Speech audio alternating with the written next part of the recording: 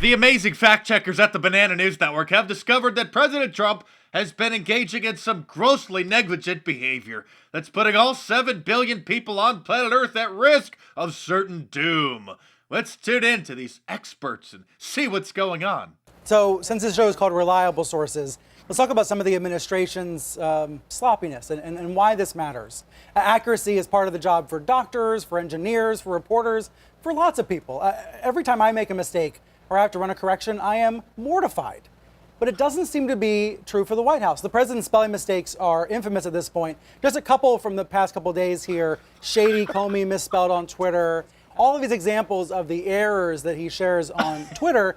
And I think it trickles down to the staff as well. I thought it looks like it's all over for you now, Mr. President. Even though Robert Mueller's team couldn't find any evidence of anything over the last year, looks like the grammar police have busted you red-handed, posting some things on Twitter without having some of your staff double-check them for minor grammar or spelling mistakes. Look at this, here's another one where he didn't notice that the letter T in the word the didn't register on his phone when he was typing this tweet. Somebody call Maxine Waters and have her prepare the impeachment proceedings. Thankfully, CNN has been dedicating some of their enormous international resources to this growing scandal. Tell us more, Brian Stelter. I know this is not the most important issue in the world, but I do think it's important because it speaks to, if you can't get the small stuff right, can you get the big stuff right, like a North Korea summit? Wait a minute, let me get this straight. Brian, you're suggesting that because the president's had a couple of minor misspellings in some quickly typed tweets, that he's not qualified or capable of engaging in the peace talks between North and South Korea. I was just about to sign the peace treaty between the United States and North Korea when I noticed that President Trump had some misspelled tweets about an unrelated matter.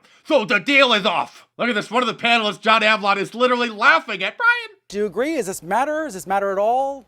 I mean, I think it's more of a reflection of the way this White House operates, which, among other things, is seat-of-the-pants fashion.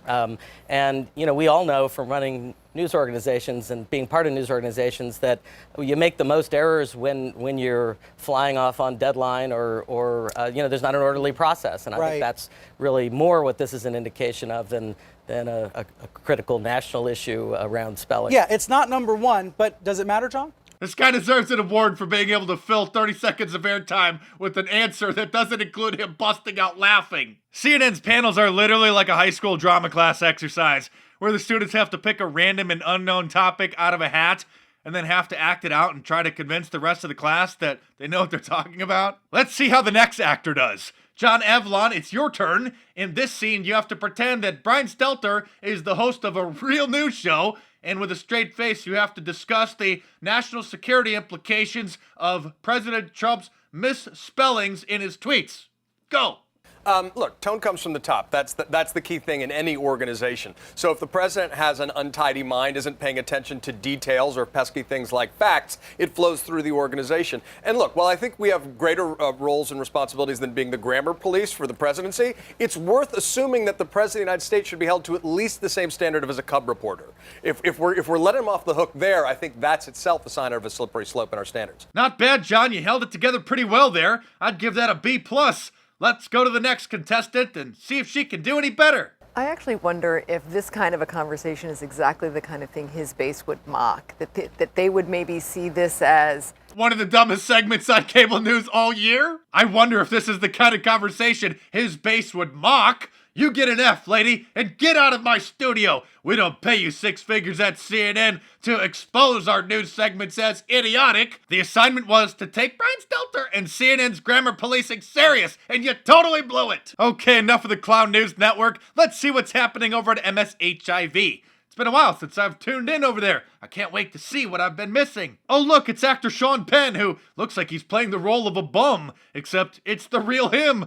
Let's tune in and listen to this celebrity, since they always know what's best. I often think about this president, the way that the audience, meaning the electorate, we're at a Batman movie. This is them rooting for the Joker against their own interests. And looking to beat Batman down. Or they go in the movie theater, and while they might enjoy the colorful quality of a performance of a Joker, they want Batman to win. And I think that the transfer from what we want in our real lives and what we want in our fantasy life has become a kind of poisonous counterpoint. I'm sorry, Mr. Penn, but if you want to see someone who's lost touch with reality and living in a fantasy land, just look in the mirror. For those of us living in reality, we know the cause of this problem. It is the liberal pathogen, which is why we're trying to find a cure. So I hope you'll join the cause. Go to my online store, MarkDice.com, or click the link in the description below. Get yourself a Liberalism Find a Cure shirt and support this channel. They're available in multiple different colors and styles. Long sleeve t-shirt, hoodie, large graphic, small graphic. Just go check out the store. There's a whole bunch of other shirts there too. Your purchase helps keep this channel going, so I appreciate your support. Subscribe here if you're new. Check back every day for a new report, and I'll see you tomorrow.